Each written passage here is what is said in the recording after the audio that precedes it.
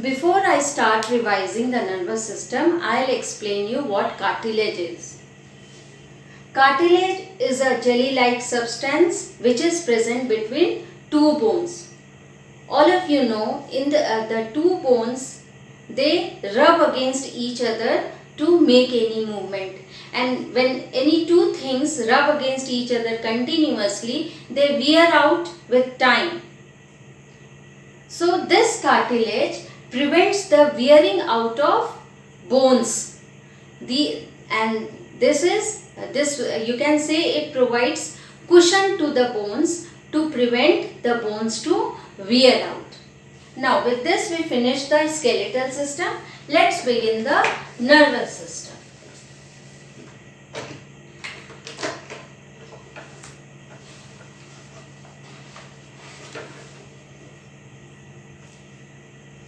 Before we start the nervous system, let's at first know what cartilage is, and also we will know a few points about the muscles.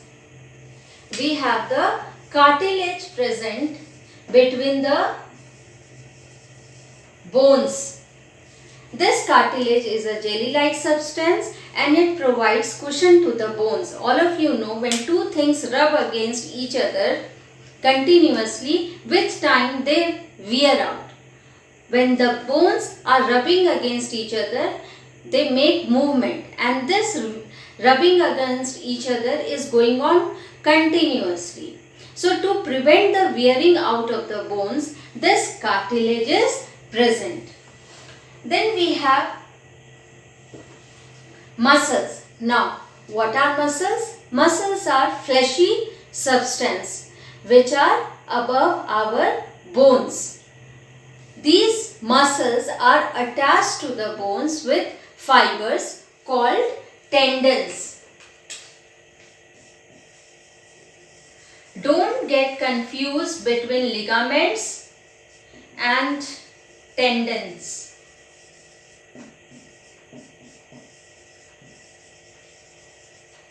The ligaments are the fibers that attach two bones together at a joint. Two or more bones together at a joint. Ligaments, these are the fibers that tie two bones together at a joint, whereas the tendons are the fibers that attach muscles with the bones. Be very clear about it. The ligaments, they are the fibers that tie two bones together at a joint, whereas the tendons are the fibers that attach muscles with the bones, and that is why these muscles are attached to the bones. There are three types of muscles: the voluntary muscles, the involuntary muscles, and the cardiac muscles. The voluntary muscles are those muscles that allow those movements you have control on. The movements that you can control are called voluntary muscles. The muscles that you can control are called voluntary muscles. For example, the muscles of your arms and legs are the voluntary muscles. When you want your arm to lift, only then it will be lifted. It will not be lifted on its own.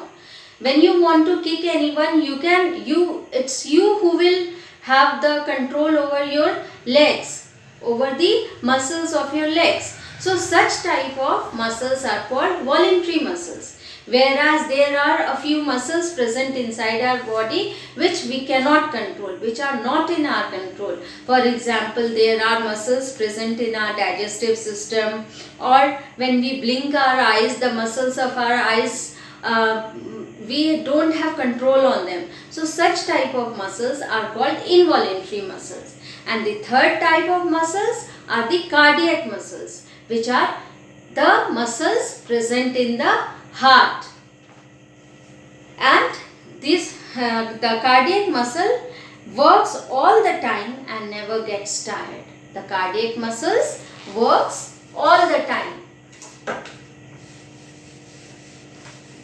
So how many types of muscles are there? There are three types of muscles: voluntary muscles,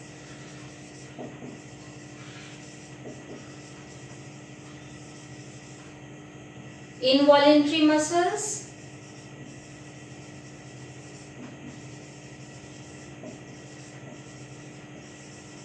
and the cardiac muscles. The muscles which are under our control are voluntary muscles,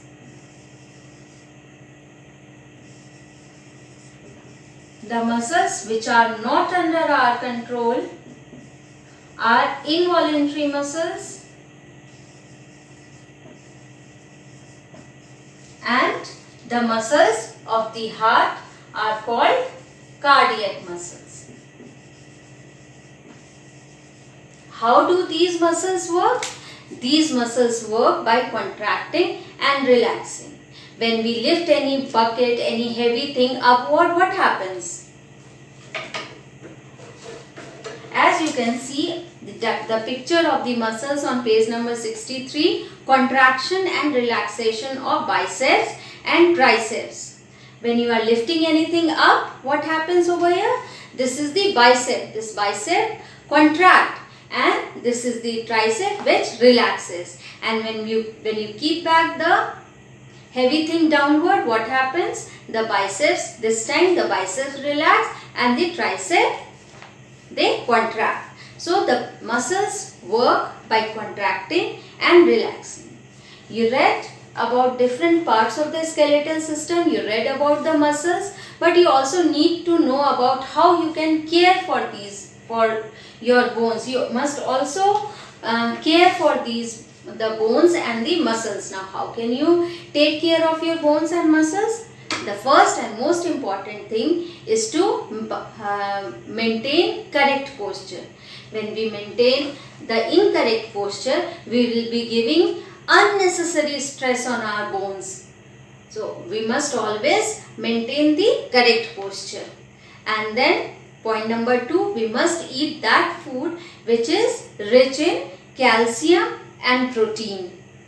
And then sunlight is a good source of vitamin D. So we must expose ourselves to sunlight. So these are the points that you need to keep in your mind to take care of your bones. What are these points? To maintain correct posture,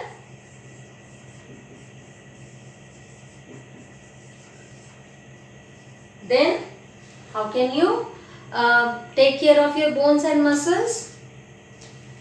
By having food rich in calcium and proteins, and number 3, by exposing ourselves to sunlight regularly, since sunlight is a very good source of vitamin D, which is beneficial for our bones. So with this we finish the skeletal system, and now we'll begin the nervous system.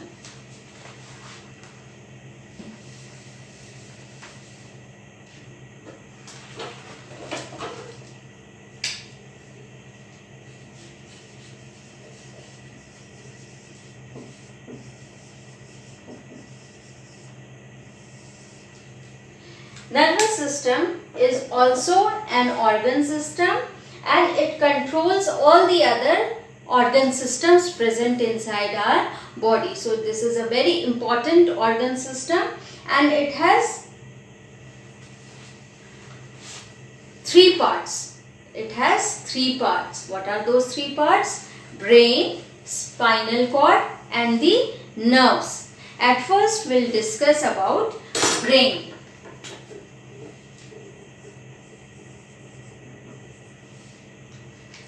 The brain is divided into 3 parts. Cerebrum, number 2, cerebellum, number 3, medulla. which is also called brain stem.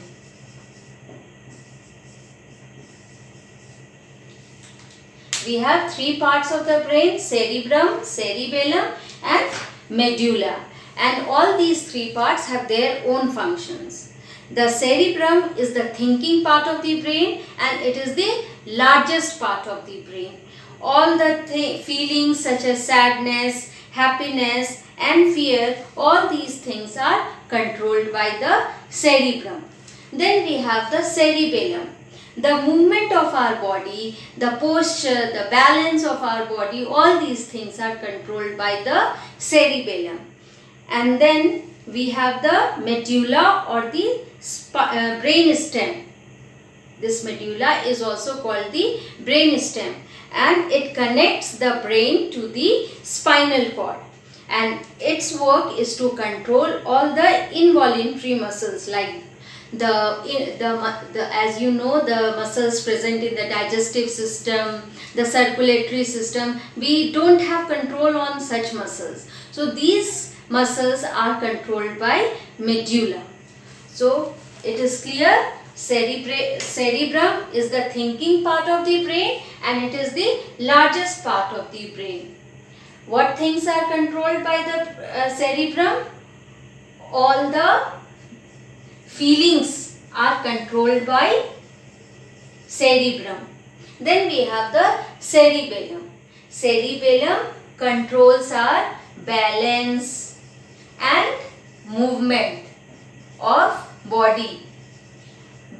Because of the cerebellum only, we are able to stand properly. Then we have the medulla or brain stem.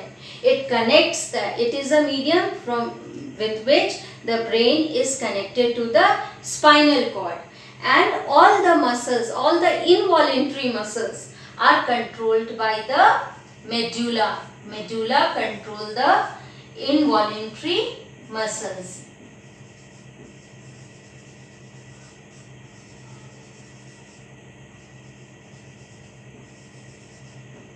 These are the different parts of the brain.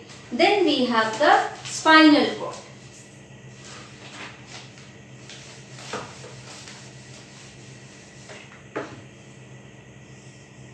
All of you know the spinal cord is protected by the backbone, and it is a bundle of nerves.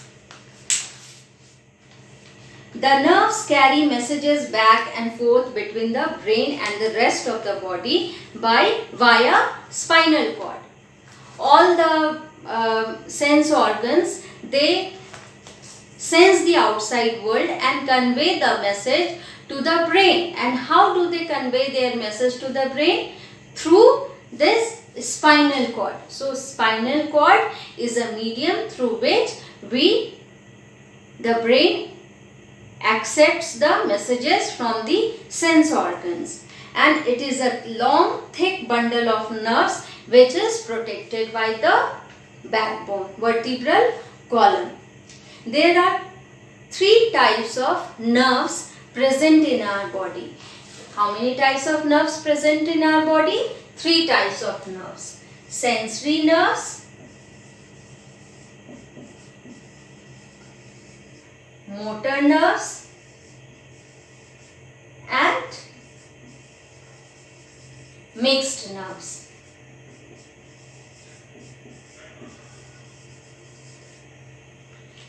As the name suggests, the sensory nerves. All these nerves, the sensory nerves, they carry messages from the sense organs to the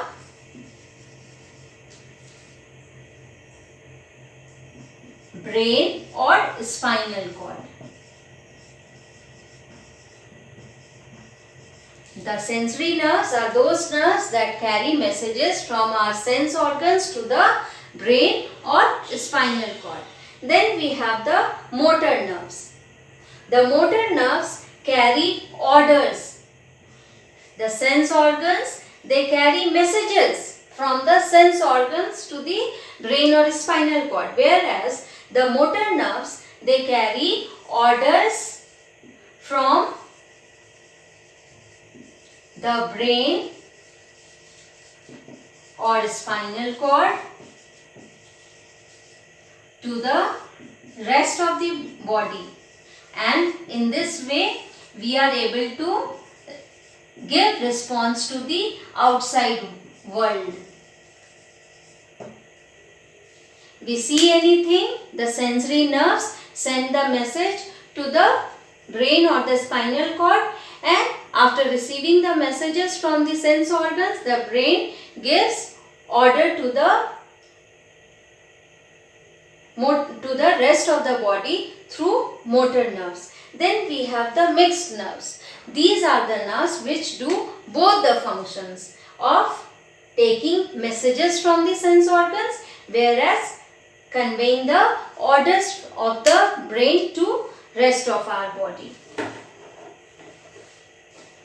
And all the messages from the different parts of the body is conveyed to the brain through spinal cord. So spinal cord is at the center. The sense organs, after sensing the outside world, convey the message to the spinal cord, and from here the spinal cord forwards their messages to the brain. When the brain receives the message, it sends back the orders, and it sends back the orders to the rest of the body through spinal cord. At first it sends the order to the spinal cord, and then the spinal cord forwards these orders to the rest of the body, and then we are able to give response to the outside world. Then we have a number of events occurring in which we don't get time to think over it.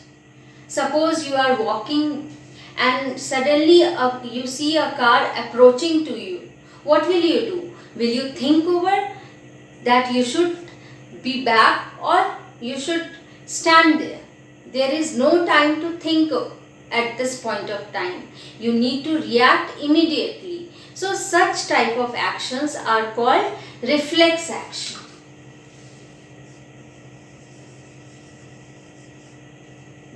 Generally what happens,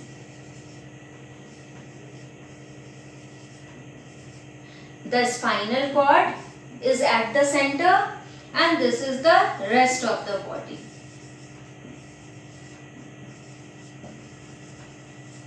From the different parts of the body, the messages are at first sent to the spinal cord, and then the spinal cord forwards the message to the brain. The brain then sends the order at first to the spinal cord, and then the spinal cord forwards this order to the rest of the body.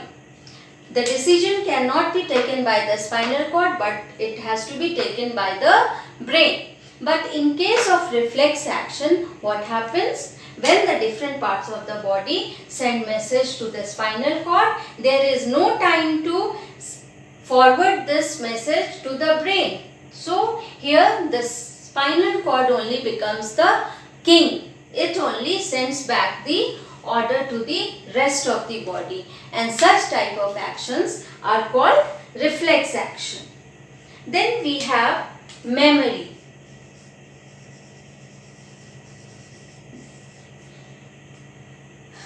We are born with all the nerves that we need throughout our life, but most of these nerves, they are not connected with each other.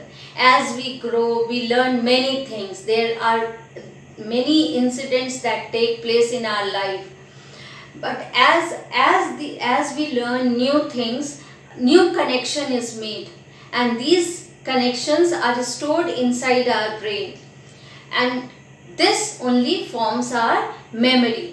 When you want to recall any old incident or any old thing that you may have learned when you were small, the brain gives signal to those stored memory, and then you are able to recall everything. So as we learn new things, the brain creates and stores new connections, and this only forms our memory, and whenever we need that information again. The brain recalls these connections and we are able to respond. When you were very small, you learned alphabets, you learned digits, you learned ka, kha, ga, ga, but you don't need to learn it every time. All these connections have already been made inside your brain.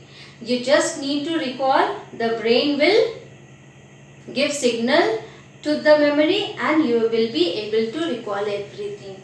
So with this we finish the revision of skeletal system and the nervous system like yesterday. Today also I have sent you a few MCQs. At first please try to answer on your own. We'll be sending you the answers also by the end of the period. But at first please be honest and try to answer on your own. And when we send you the answers, match the answers. If it is good, it is correct, it's very good. And if you are wrong in some of the questions, please rectify those mistakes and learn them. Thank you and have a nice day.